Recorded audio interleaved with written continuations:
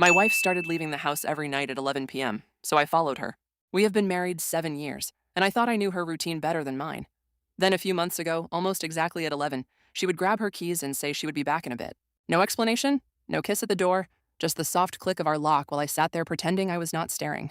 I asked where she was going and she said, "Do not worry about it," in this careful voice that made my stomach drop. That sentence did the opposite. My mind went straight to cheating. I hated myself for it. But after 7 years of marriage, secrecy at midnight feels like a confession you have not heard yet. One night I waited until her taillights turned the corner, then followed from 2 blocks back.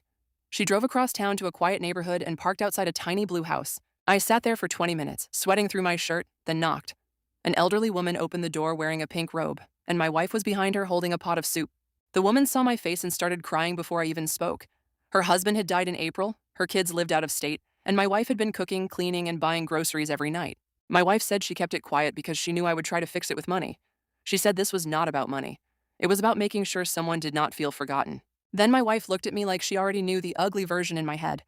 She asked if I thought she was cheating, and I could barely answer. The old woman touched my arm, pointed to a stack of unopened letters on the table, and said, "Before you leave, there is something your wife needs to tell you, too."